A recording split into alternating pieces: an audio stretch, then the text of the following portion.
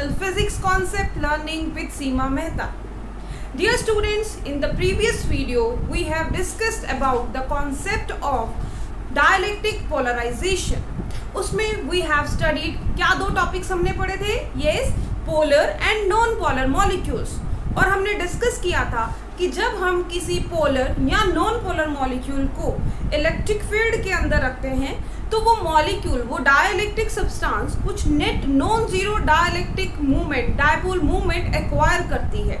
ठीक है, आज हम डिस्कस करेंगे इसका पार्ट 2. वी विल डिस्कस कि जब किसी डाइलेक्ट्रिक को हम इलेक्ट्रिक फील्ड में रखते हैं तो उसके अंदर कितनी amount of electric field generate होती है, plus we will do a very important relation, that is the relation between the electric susceptibility and the dielectric constant. So let's start with. Now for the starting we will recap the definition of dielectric polarization. We know that the dielectric polarization is the process, it is the process of inducing net dipole moment in dielectric when kept in external electric field. Okay, so what was the dielectric polarization? It was the process of inducing dipole movement, क्योंकि इससे पहले क्या था, net dipole movement was zero जब आप उसे external field में नहीं रखते. लेकिन when you keep it in external electric field कुछ non zero value of dipole movement achieve हो जाती है. ठीक है, तो ये दिस वाज द डेफिनेशन. अब हम चलते हैं with the example of non polar molecules. Let us consider हमारे पास एक डाइलेक्ट्रिक स्लैब है. This is a dielectric slab of non-polar molecule, right? We keep it in external electric field from positive to negative. Let this value is E naught. ठीक है? When you apply the electric field, what will happen? What will happen? The center of positive and negative charges get separated. Negative charge इधर toward the positive plate and positive charge will shift toward the negative plate. And let us consider the distance between them is x. Okay, so similarly all the molecules are having their centers separated from each other like this, right? So we'll write here first. Let us consider, let a non-polar dielectric when kept in external electric field, the center of positive and negative charge get shifted, right? When we keep a non-polar dielectric, we can use the polar dielectric also. We are using here non-polar because उसमें shifting show हो जाती है. पहले उसमें centers are coinciding तो हम इसको shift कर रहे हैं. पोलर में ऑलरेडी सेपरेटेड होते हैं बट आप इलेक्ट्रिक फील्ड अप्लाई करते हो तो वो अलाइन हो जाते हैं, और तो इसलिए हमने यहाँ पर नॉन पोलर का केस ले लिया. We can use the same for the polar molecules also. अब आगे लिखेंगे let X is the distance between the center of positive and negative charges. Let us suppose the charge on each molecule is each positive and negative having q value. So dipole moment of one molecule अगर हम बात करते हैं तो that is equal to q into x by the formula dipole moment is equal to q into x. ठीक है, ये तो थी बात एक मॉलिक्यूल के लिए. And we know that dielectric के अंदर there are number of molecules. तो अगर हम ये कहें if n is the number of molecules per unit volume, ठीक है, तो इन दैट केस क्या होगा, नेट डाइपोल मोमेंट कितनी आ जाएगी, net dipole moment will represent it with P, ठीक है, कैपिटल P से रिप्रेजेंट कर देते हैं, capital P is equal to N small p. Here small p represent the dielectric dipole moment for the single molecule and capital P is denoting for the whole. So P is equal to NP or we can write it NQX. ठीक है, so this P is known as electric polarization of the dielectric. Now we can prove this by the formula that P is equal to NQX. This polarization density, इसे हम बोलेंगे polarization density, मतलब number of dipole movements generated per unit volume is equal to the surface charge density. Till that आप पहले इसको note कीजिए, make the notes for this and then we will continue. Right? Just take a note. Okay? Then I will rub it. आगे देखिए, अब आगे क्या है हमारे पास, P का फॉर्मूला कितना आ गया, P is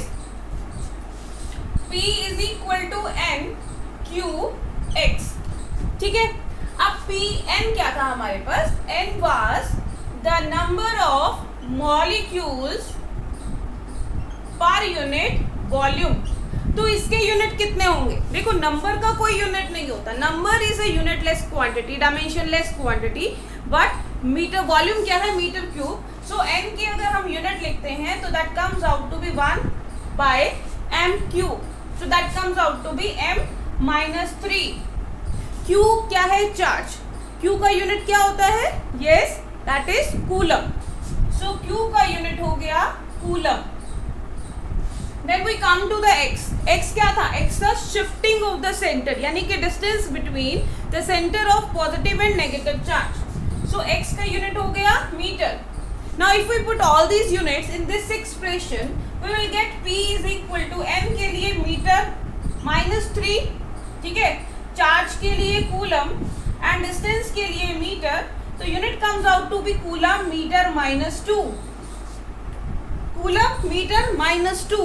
What does this unit denotes? क्या मतलब है इस यूनिट का, कूलम मतलब चार्ज, ठीक है, मीटर स्क्वायर मतलब, मीटर स्क्वायर का मतलब क्या हो गया, 1 मीटर स्क्वायर मतलब हम एरिया की बात कर रहे हैं, एरिया.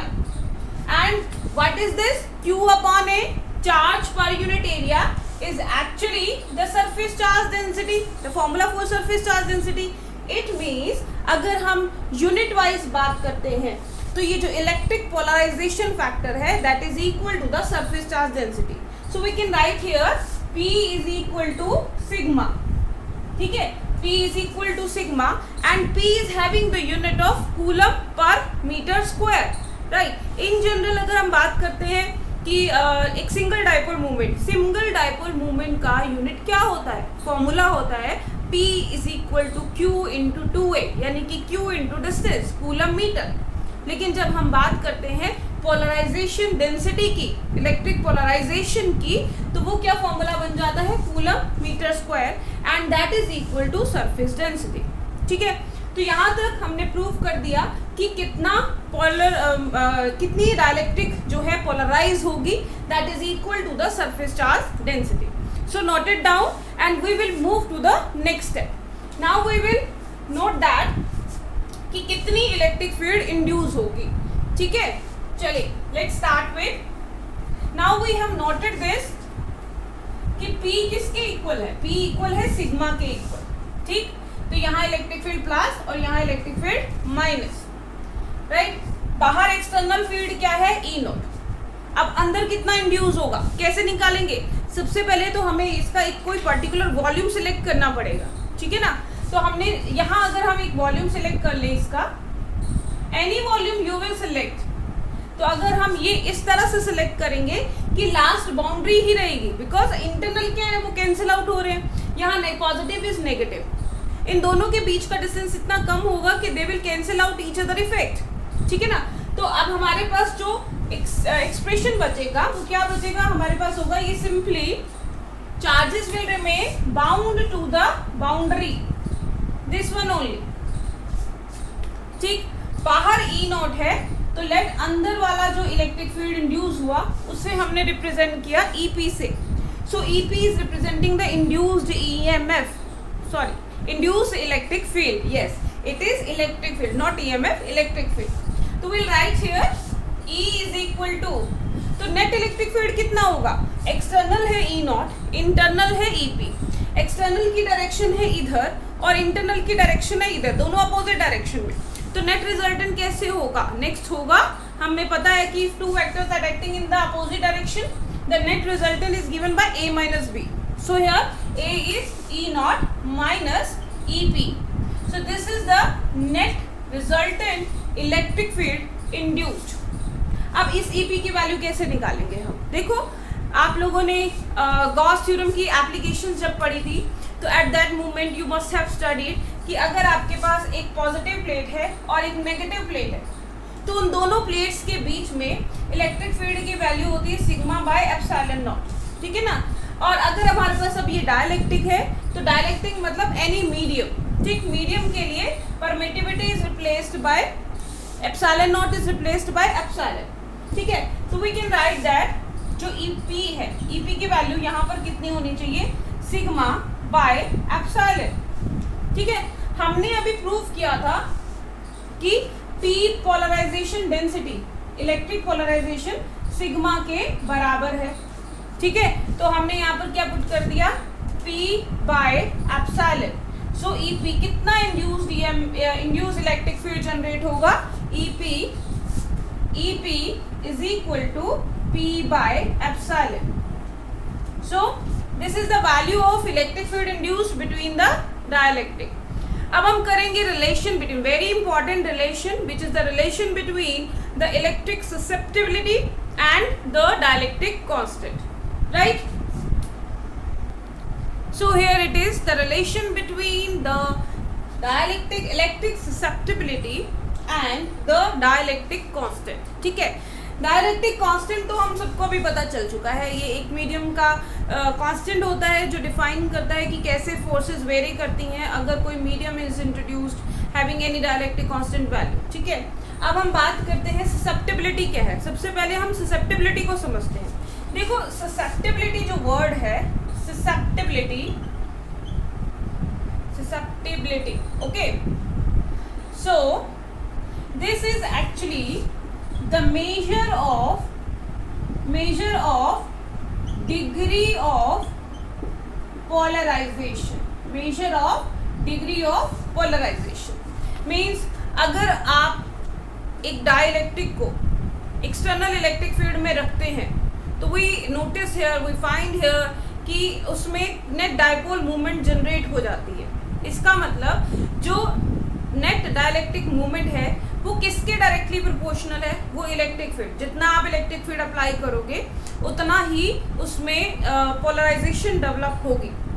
और वो कितनी पोलराइजेशन होगी वो डिपेंड करेगा उसकी ससेप्टिबिलिटी पर, उसके उस मटेरियल के नेचर पर कि वो कितना उसको पोलराइज कर सकता है. ठीक है, तो इन जनरल अगर हम बात करें कि electric polarization is directly proportional to the net electric field intensity. तो अगर हम इस प्रोपोर्शनलिटी सिंबल को हटाते हैं तो we can write here it is, किस पर डिपेंड करेगा? वो डिपेंड करेगा ससेप्टिबिलिटी ऑफ द मटेरियल. अब ये this symbol is known as chi, CHI.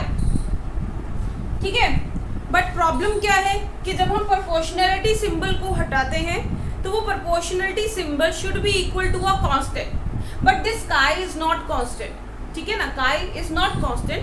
तो इसके रेशो को हम कांस्टेंट बनाने के लिए हम क्या करते हैं, इसे इस तरह से लिखते हैं, P is equal to chi epsilon naught into E.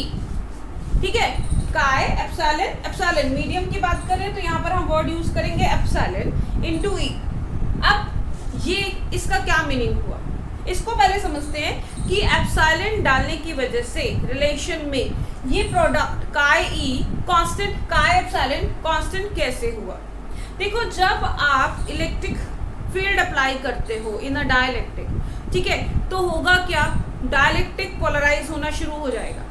जितना ज़्यादा डाइलेक्ट्रिक पोलराइज होना शुरू हो जाएगा, EP की वैल्यू E0 के कंपैरिजन में बढ़ती जाएगी। ई नॉट तो फिक्स है, ठीक है ना। हमारे पास नेट इलेक्ट्रिक फील्ड क्या है, E is equal to E naught minus E P, right.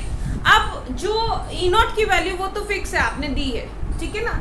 आप उसको इंक्रीज, आपने उसकी वैल्यू दी, वो जितना उसकी ससेप्टिबिलिटी ज्यादा होगी वो जल्दी पोलराइज हो जाएगा। पोलराइज होने से मतलब क्या है कि ईपी की वैल्यू बढ़ जाएगी, और अगर ईपी की वैल्यू बढ़ती है, ठीक है ना, अगर ईपी की वैल्यू बढ़ती है तो at that moment net electric field कम होता जाएगा। नेट इलेक्ट्रिक फील्ड कम होने का मतलब क्या है कि यहाँ पर जो इलेक्ट्रिक फील्ड का इफेक्ट है, ई का इफेक्ट है, वो रिड्यूस होना शुरू हो जाएगा। ई कम होना मतलब फ्लक्स कम होना शुरू हो जाएगा, मीन्स वो और ज्यादा इलेक्ट्रिक लाइंस ऑफ फोर्स को अपने में से पास होने नहीं देगा। बात समझ रहे हो ना।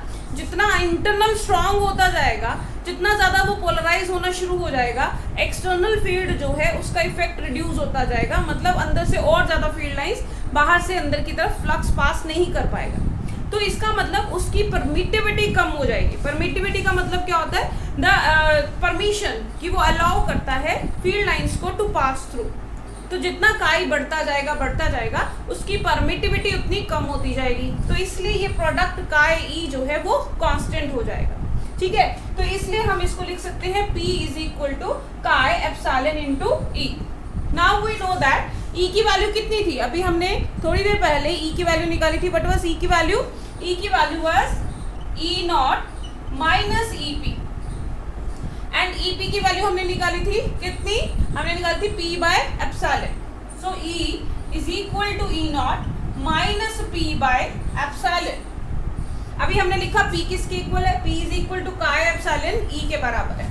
तो E is equal to E naught minus chi epsilon E by epsilon. इस एप्सिलॉन से एप्सिलॉन की वैल्यू कैंसिल कर दी, हमारे पास बचा E is equal to E naught minus chi E, ठीक है। इसको हम इधर रख लेते हैं, ठीक है। इस E की वैल्यू को हम इधर ले गए तो इधर आ गए E plus chi E is equal to E naught, ठीक है। यहाँ तक क्लियर हो गया। हमने क्या किया, नेट इलेक्ट्रिक फील्ड निकाला, E is equal to E naught minus E P. E P की वैल्यू हमने निकाली थी अभी, that is equal to P by epsilon. और P की वैल्यू हमने क्या प्रूव किया यहाँ पर, P इज इक्वल टू काई ई एप्सिलॉन, और यहाँ पर हम पुट करते हैं तो एप्सिलॉन से epsilon cancel, E is equal to E naught minus chi E, और काई ई को उधर ले गए, ई वाले फैक्टर्स को एक साइड ले गए और ई नॉट को एक साइड रखा, ठीक है। तो इससे आगे हम करते हैं अभी। सो यहाँ पर आ गया हमारे पास E plus chi E is equal to E naught. E common ले लिया तो ये आ गया 1 plus chi is equal to E naught, और 1 plus chi is equal to E naught by E. Now this E naught by E is equal to, yes, it is dielectric constant. So we can write 1 plus chi is equal to K. So this is the relation between the susceptibility and dielectric constant, which is very important. Either ये 2 marks में ये derive करना भी आ सकता है and 1 mark में direct भी आ सकता है. So it is important in this topic. So this was all about the dielectric polarization and the relation between the dielectric constant and the susceptibility. Okay, so thank you and have a nice day. Do watch my channel for the next videos. Thank you.